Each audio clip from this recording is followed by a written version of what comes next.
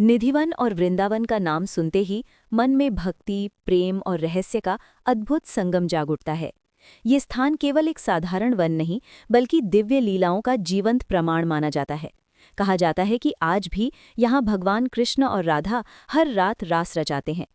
बहुत समय पहले की बात है, वृंदावन में एक भक्त रहता था जिसका नाम माधव था। माधव बचपन से ही भगवान कृष्ण का परम भक्त था।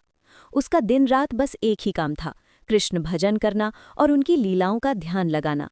जब भी वो निधिवन के बारे में सुनता, उसका मन वहां जाने के लिए व्याकुल हो उठता। एक दिन उसने निश्चय किया कि वो निधिवन जाकर स्वयं इस रहस्य को जानकर रहेगा। गांव के लोगों ने उसे चेतावनी दी, माधव, निधिवन में रात को कोई नहीं रुकता। जो भी रुकने की कोशिश करता है वो या तो पागल हो जाता है या फिर कभी वापस नहीं आता। लेकिन माधव का विश्वास अटूट था। उसने कहा, अगर मेरे प्रभु वहां आते हैं तो मुझे डरने की क्या आवश्यकता। शाम का समय था, सूर्य अस्त हो रहा था और पूरा वातावरण एक अद्भुत शांति से भर गया था। माधव धीरे धीरे निधिवन के अंदर प्रवेश कर गया। वहां के पेड़ पौधे बहुत विचित्र थे, मुड़े तुड़े, जैसे भी किसी अदृश्य शक्ति के प्रभाव में हों। कहा जाता है कि ये पेड़ वास्तव में गोपियां हैं जो रात होते ही जीवित हो जाती हैं। रात गहराने लगी। मंदिर के पुजारी ने निधिवन के द्वार बंद कर दिए और सभी लोग वहां से चले गए। लेकिन माधव एक घने पेड़ के पीछे छिप गया।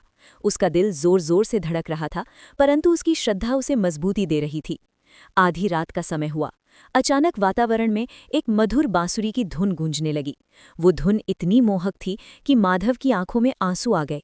उसे महसूस हुआ जैसे पूरा ब्रह्मांड उस धुन में समा गया हो।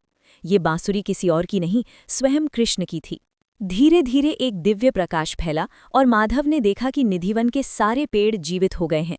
वे सुंदर गोपियों के रूप में बदल गए और उनके बीच में श्रीकृष्ण प्रकट हुए। कुछ ही क्षणों में राधा भी वहां प्रकट हो गईं। फिर शुरू हुआ दिव्य रासलीला का अद्भुत दृश्य। माधव मंत्र मुग्ध होकर ये सब देख रहा था।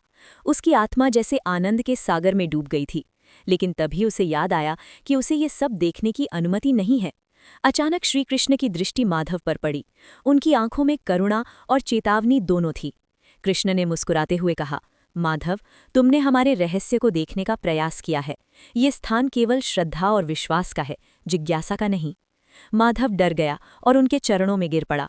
उसने कहा, प्रभु, मुझे क्षमा करे, मैं केवल आपके दर्शन की लालसा में यहाँ आया था। श्रीकृष्ण ने उसे उठाया और कहा, तुम्हारी भक्ति सच्ची है, इसलिए तुम्हें क्षमा किया जाता है, लेकिन इस रहस्य को दुनिया के सामने प्रकट मत करना। इतना कहकर सब कुछ अचानक गायब हो गया। सुबह हुई तो मंदिर के पुजारी ने देखा कि माधव बेहोश पड़ा है।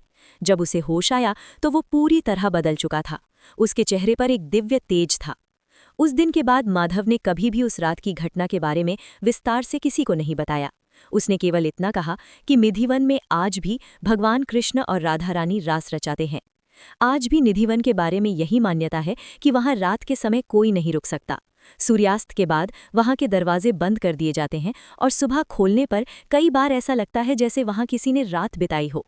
बिछी हुई चादरें, खाए हुए पान और बिखरे हुए वस्त्र इस रहस्य को और गहरा बना देते हैं। ये कथा हमें ये सिखाती है कि कुछ रहस्य केवल विश्वास और श्रद्धा के लिए होते हैं। उन्हें जानने की जिद नहीं करनी चाहिए। निधिवन आज भी एक ऐसा स्थान है जहां विज्ञान भी अपने उत्तर खोजने में असमर्थ है और भक्ति का चमत्कार हर दिन महसूस किया जा सकता है। जय श्री राधे कृष्ण। धन्यवाद।